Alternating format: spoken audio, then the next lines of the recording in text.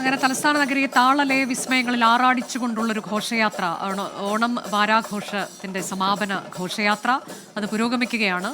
ഏറെ സമയമെടുത്തുകൊണ്ടാണ് ഈ ഘോഷയാത്ര മുന്നോട്ട് നീങ്ങുന്നത്. ഒരു പോയിന്റ് കടക്കാൻ തന്നെ ഏതാണ്ട് 1.5 മണിക്കൂർ വേണ്ടിവരും എന്നുള്ളതാണ്. അത്രയേറെ കലാരൂപങ്ങളും ഒപ്പം കലാകാരന്മാരും ഒക്കെ അണിനിരക്കുന്നുണ്ട്. 1000-ലേറെ കലാകാരന്മാർ, 60-ലേറെ നിശ്ചല ദൃശ്യങ്ങൾ, അതെല്ലാമായാണ് വെള്ളയമ്പലത്ത് നിന്ന് തുടങ്ങി കിഴക്കേക്കോട്ടയിൽ അവസാനിക്കുന്ന തരത്തിൽ ഈ ഘോഷയാത്ര ക്രമീകരിച്ചിട്ടുള്ളത്. അതിൽ സന്ദേശങ്ങൾ നൽകുന്ന നിശ്ചല ദൃശ്യങ്ങളൊക്കെ കാണാൻ കഴിയുന്നുണ്ട്. സർക്കാരിൻ്റെ നേട്ടങ്ങൾ എടുത്തു പറയുന്നതും മറ്റ് സന്ദേശങ്ങൾ നൽകുന്നതുമായ ഗ്രീൻ പ്രോട്ടോകോൾ പാലിച്ചുകൊണ്ടുള്ള ഘോഷയാത്ര അതാണ് ഇക്കുറിയും നടത്തുന്നത്. ഞങ്ങളുടെ പ്രതിനിധികൾ തത്സമയം വിശദാംശങ്ങളുമായുണ്ട്. ഇനി പോകുന്നത് റിനു ശ്രീധറിലേക്കാണ്. റിനു ഉള്ളതൊരു VIP പവലിയന് മുന്നിലാണ് എന്നാണ് ഞാൻ മനസ്സിലാക്കുന്നത്. അത് കലാരൂപങ്ങളൊക്കെ അവിടെ അവതരിപ്പിക്കപ്പെടും എന്ന് കരുതുന്നു. എവിടെയാണ് ഈ പവലിയൻ സജ്ജീകരിച്ചിട്ടുള്ളത്? കൂടുതൽ വിവരങ്ങൾ എങ്ങനെയാണ്?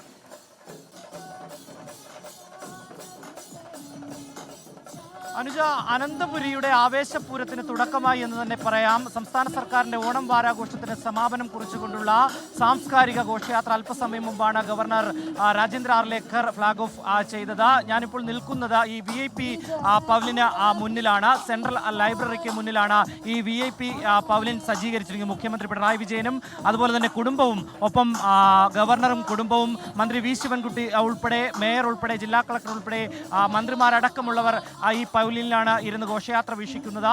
നമുക്കറിയാം, ഏകദേശം 91 ദൃശ്യ ശ്രവ്യ കലാരൂപങ്ങളാണ് ഇതുവഴി കടന്നു പോവുക. ഏകദേശം 3 മണിക്കൂറോളം തിരുവനന്തപുരം നഗരം സ്തംഭിക്കും എന്ന് തന്നെ നമുക്ക് പറയേണ്ടി വരും. പ്രത്യേക ക്രമീകരണങ്ങൾ അതിനുവേണ്ടി ഏർപ്പെടുത്തിയിട്ടുണ്ട് സംസ്ഥാന സർക്കാർ. ഗതാഗത നിയന്ത്രണം ഉൾപ്പെടെ ഈ പ്രദേശത്ത് അതിനുവേണ്ടിയിട്ടുള്ള സജ്ജീകരണങ്ങളും ഒരുക്കിയിട്ടുണ്ട്. വിവിധ വകുപ്പുകളുടെ 59 ഫ്ലോട്ടുകളും 91 കലാരൂപങ്ങളും 51 പ്രാദേശിക കലാസംഘങ്ങൾ, കരസേനയുടെ ബാൻഡ്, സ്കേറ്റിംഗ് തുടങ്ങിയ ഘോഷയാത്രയുടെ ഭാഗമാകും എന്നുള്ളതാണ് ഏറ്റവും പ്രധാനപ്പെട്ട ഒരു കാര്യം.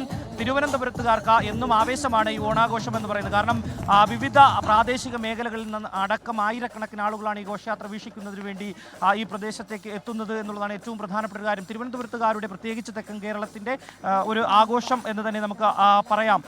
വിവിധ വകുപ്പുകൾ ഞാൻ നേരത്തെ സൂചിപ്പിച്ചതുപോലെ തന്നെ നിരവധി ഫ്ലോട്ടുകൾ, ഒപ്പം അവരെ ക്രമീകരിക്കുന്നതിന് വേണ്ടിയിട്ടുള്ള വോളണ്ടിയർമാരെയും സജ്ജീകരിച്ചിട്ടുണ്ട്. 25 ഫ്ലോട്ടുകളെ ഉൾപ്പെടുത്തി ഒരു ക്ലസ്റ്റർ രൂപീകരിച്ചാണ് ഈ കലാരൂപങ്ങൾ കടന്നു പോകുന്നത്. കലാരൂപങ്ങൾ ഉൾപ്പെടെയുള്ളവയെ 6 ക്ലസ്റ്ററുകളായി തിരിച്ചിട്ടുണ്ട്. ഓരോ ക്ലസ്റ്ററിന്റെയും ചുമതല SI റാങ്കിലുള്ള ഒരു ഉദ്യോഗസ്ഥനും നൽകിയിട്ടുണ്ട് എന്നുള്ളതാണ്. ഇതിനായി 6 ക്ലസ്റ്റർ ഹെഡുകൾക്ക് അടക്കം 150-ലധികം വോളണ്ടിയർമാരും ഘോഷയാത്രയുടെ ഭാഗം. ഓരോ ഘോഷയാത്രയ്ക്കൊപ്പം വോളണ്ടിയർമാരും മറ്റ് വകുപ്പ് ഉദ്യോഗസ്ഥരും കടന്നു പോകുമെന്നുള്ളത് നമുക്കറിയാം. സാംസ്കാരിക ഘോഷയാത്ര എന്നും എക്കാലവും ഈ തിരുവനന്തപുരത്തിന്റെ ഒരു സാംസ്കാരികതയെ വിളിച്ചോതുന്നതാണ്. പഴയകാല പെരുമയെയും ഒപ്പം ആധുനിക കാലഘട്ടത്തെയും ഒക്കെ തന്നെ വിളിച്ചോതുന്ന വിവിധ വകുപ്പുകളുടെ ഘോഷയാത്രയുണ്ടാകും, അതായത് രൂപങ്ങൾ ഉണ്ടാകും എന്നുള്ളത് എടുത്തു പറയേണ്ടതാണ്. എന്തായാലും സുരക്ഷാ ക്രമീകരണത്തിന് 1500-ലധികം പോലീസുകാരെയും വിന്യസിച്ചിട്ടുണ്ട്. പ്രത്യേകിച്ച് VIP പോലിൻ്റെ മേഖലകളിൽ അടക്കം പോലീസുകാരെ വിന്യസിച്ചിട്ടുണ്ട്. ജില്ലാ കളക്ടർ അടക്കം അതിനു വേണ്ടിയിട്ടുള്ള നേതൃത്വം നൽകുന്നു. മന്ത്രിമാരടക്കം വി ശിവൻകുട്ടിയുടെ നേതൃത്വത്തിലടക്കം ഒരു സ്വാഗത സംഘം രൂപീകരിച്ചുകൊണ്ടാണ് ഇതിനുള്ള എല്ലാ ക്രമീകരണങ്ങളും. എന്തായാലും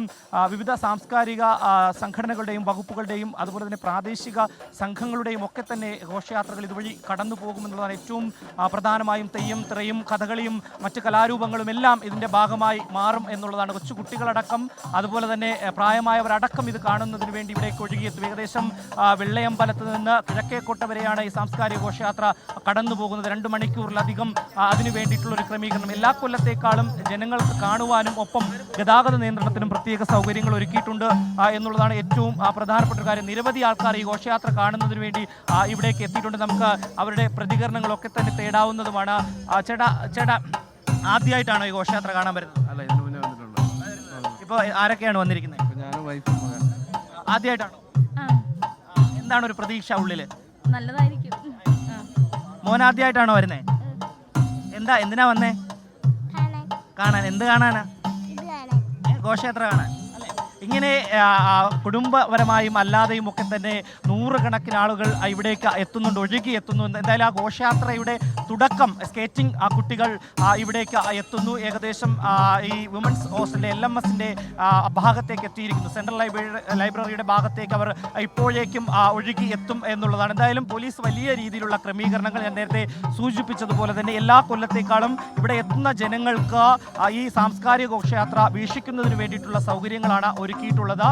ഒപ്പം അവരെ ബാരിക്കേഡ് വെച്ചൊക്കെ തന്നെ നിയന്ത്രിച്ചു. ഒപ്പം ഗതാഗത സംവിധാനം അല്ലെങ്കിൽ ഗതാഗത ക്രമീകരണങ്ങൾ ഏർപ്പെടുത്തുന്നതിന് വേണ്ടിയും ഒരു സജ്ജീകരണം ഏർപ്പെടുത്തിയിട്ടുണ്ട് എന്ന് തന്നെയാണ് നമുക്ക് പറയാൻ കഴിയുക. എന്തായാലും സംസ്ഥാന സർക്കാരിൻ്റെ ഓണം വാരാഘോഷത്തിന് പരിസമാപ്തി കുറിച്ചുകൊണ്ട് തിരശ്ശീലയിട്ടുകൊണ്ട് ഓണം ഘോഷയാത്രയ്ക്ക് സമാപനം കുറിച്ചുകൊണ്ടുള്ള സാംസ്കാരിക ഘോഷയാത്ര ഇതാ കടന്നു വരികയാണ്. നമുക്കറിയാം ദൃശ്യങ്ങളിൽ നമുക്ക് കാണാൻ കഴിയും. മനീഷ് നമ്മുടെ ക്യാമറാമാൻ ആ ദൃശ്യങ്ങൾ നൽകുമെന്നാണ് പ്രതീക്ഷിക്കുന്നത്. സ്കേറ്റിംഗ് കുട്ടികളടക്കം ഇവിടേക്ക് എത്തിയിട്ടുണ്ട്. അതായത് ഈ സാംസ്കാരിക ഘോഷയാത്രയുടെ തുടക്കം ഈ VIP പൗലിൻ്റെ അടുത്തേക്ക് എത്തിയിട്ടുണ്ട്. പാളയത്തിൻ്റെ ഭാഗത്തേക്ക് എത്തുന്നു.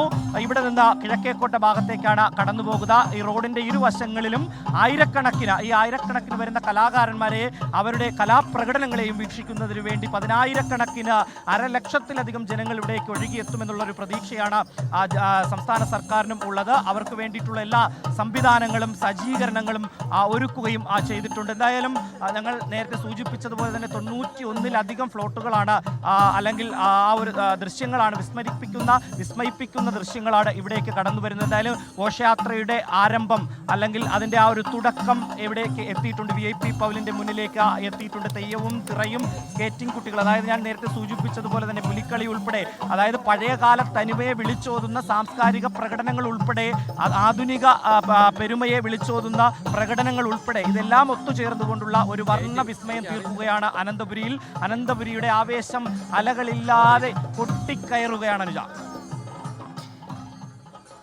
അതാണ് സാധാരണഗതിയിലൊക്കെ നല്ല തിരക്കുള്ള റോഡിലൊക്കെയാണ് ഇപ്പോൾ ജനങ്ങൾ ഈ കാഴ്ച കാണാനായി റോഡിൽ ഇരുന്നു കൊണ്ടൊക്കെ കാഴ്ചകൾ കാണുന്ന തിരുവനന്തപുരം നിവാസികളെയാണ് നമുക്ക് കാണാൻ കഴിയുന്നത്. ഈ മേഖലയിലൊക്കെ ഗതാഗത നിയന്ത്രണമുണ്ട്.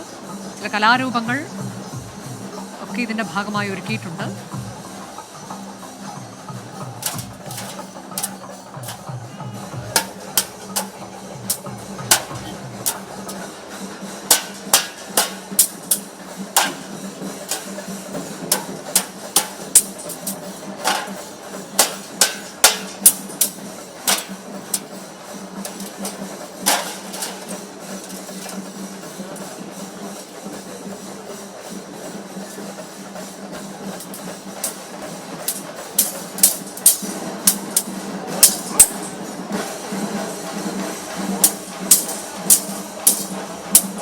കേരളത്തിൻ്റെ ആയോധന കലാരൂപമായ കളരിപ്പയറ്റ് ഉൾപ്പെടെയുള്ളതിനെ ഇപ്പോൾ ഈ വേദിയിൽ നമുക്ക് കാണാൻ കഴിയുന്നുണ്ട്. ചില പ്രത്യേകമായി ക്രമീകരിച്ചിട്ടുള്ള വേദികൾക്ക് പവലിയന് മുന്നിൽ അവതരിപ്പിക്കുക എന്നതാണ്. ആ തരത്തിലേക്കാണ് സമയമെടുത്തുകൊണ്ട് തന്നെ ഘോഷയാത്ര മുന്നോട്ട് നീങ്ങുമ്പോൾ ചില പോയിന്റുകളിൽ മാത്രം ഇതിനുള്ള സൗകര്യം ഒരുക്കിയിട്ടുണ്ട്. ജനങ്ങൾക്കിത് കാണുന്നതിനും ഒക്കെയുള്ള സൗകര്യം.